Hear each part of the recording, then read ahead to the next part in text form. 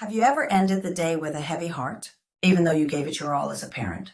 You want to connect, you want to guide, but sometimes it feels like you and your child are speaking completely different languages. What if parenting didn't have to feel like trial and error, but like learning a language your child already understands? Back in the 1970s, Richard Bandler and John Grinder at the University of California, Santa Cruz began studying world-class therapists. They discovered that those who created the most powerful change shared certain mindsets and language patterns, and that these could be learned and applied by anyone. In this video, you'll discover 10 transformational mindsets inspired by their work to help you shift from reactivity to connection, from confusion to clarity. Stick with me. You'll walk away with simple tools to calm conflict, rebuild emotional safety, and become the secure base your child grows from. Because great parenting isn't about perfection. It's about deep, meaningful connection. So without further ado, let's jump right in. 1. The map is not the territory. Your child doesn't see the world the way you do. They're building their own map through sensations, stories, and emotions. Every cry, every burst of laughter, every meltdown is their nervous system trying to make sense of the world around them. When they fall apart over the wrong colored cup, it's not defiance. It's their inner map of fairness, safety, or control being disrupted. And while your adult mind sees it as small, their little heart feels it as big. Instead of saying, "That's silly," try saying, "Oh, that's important to you, isn't it?"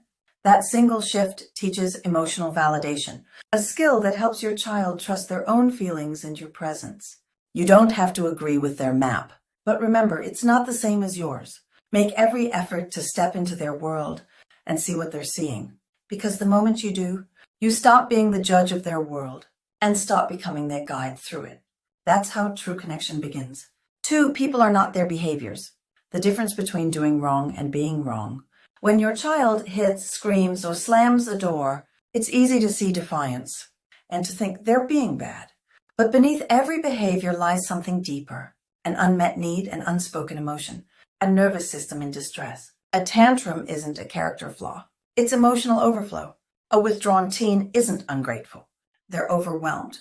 What looks like disrespect is often dysregulation. Their way of saying, "I don't know how to handle this right now." When you pause to see the human beneath the behavior, you teach your child the difference between doing wrong and being wrong. You can correct the action and still protect their self-worth. That behavior isn't okay, but I still love you. That's not permissive. That's powerful. Because love that stays steady in the storm teaches accountability without shame and safety without fear. When children feel loved even in their hardest moments, they learn that mistakes don't define them. And that's how growth begins. 3, every behavior has a positive intention. Look for the need, not the noise. Your child's outbursts aren't attacks. They're communication. Their behavior is the language of their nervous system, speaking what words can't yet express. A child who argues isn't trying to challenge your authority. They're practicing independence. A child who lies isn't born deceitful. They're trying to avoid fear or disappointment. And a child who clings too tightly isn't being needy. They're asking, "Am I safe?" Behind every frustrating moment is a nervous system doing its best to stay protected, to feel seen, or to belong. When you pause and ask, "What is my child trying to protect or express?" you shift from reacting to relating. You stop hearing noise and start hearing need. And that's when you become more than a parent. You become their safe base, the calm after the storm. Because when you look for the intention instead of the inconvenience, you raise a child who learns that love listens, even when words fall apart.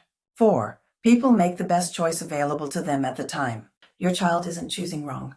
They're choosing what feels safe.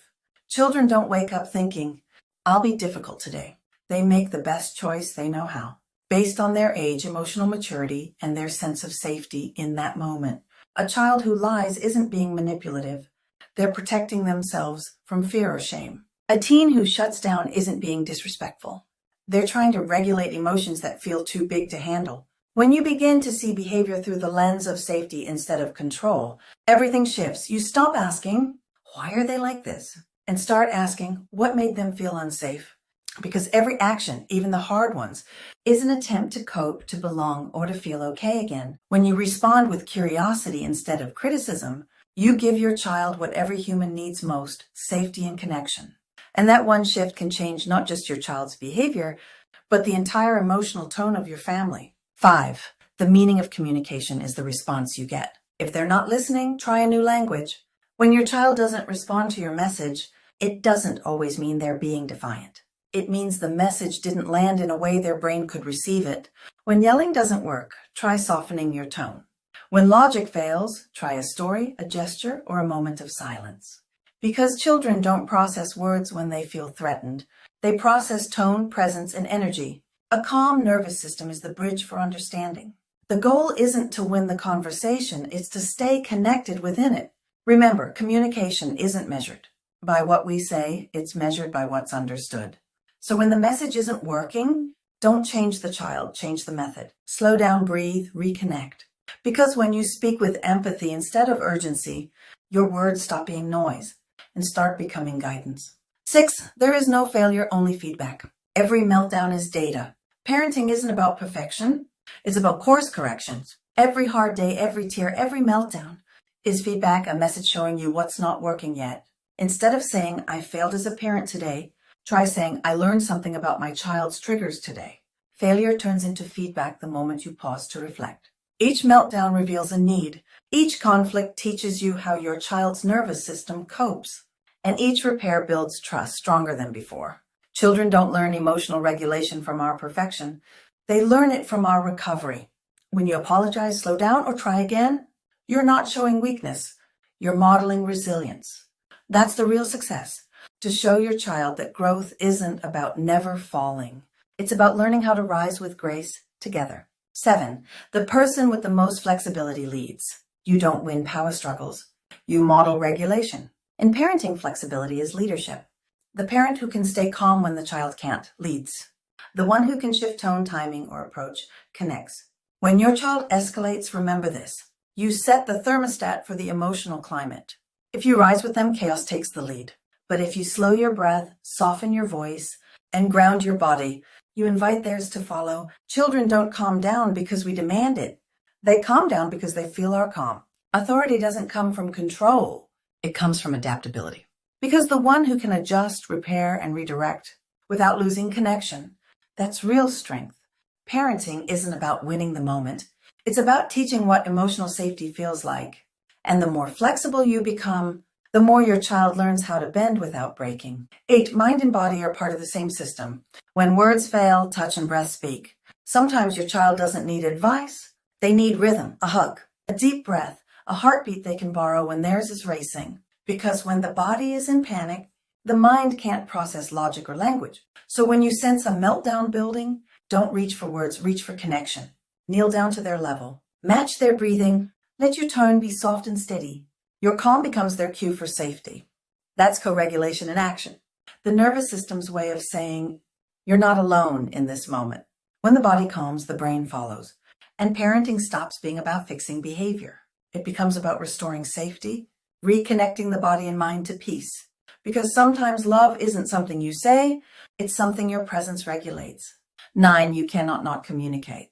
Your presence speaks before your words. Your child hears the tone behind your silence, the sigh in your breath, the rhythm of your footsteps in the hallway.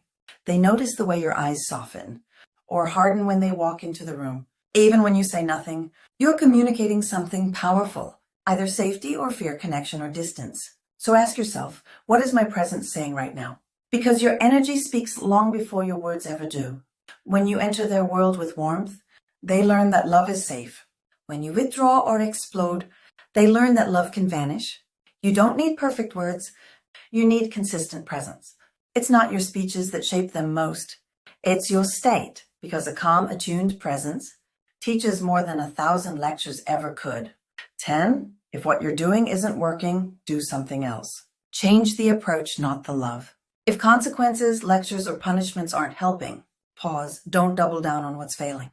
Change the script. If your child shuts down when you talk, try play. If they argue with logic, try empathy. If they resist control, invite collaboration.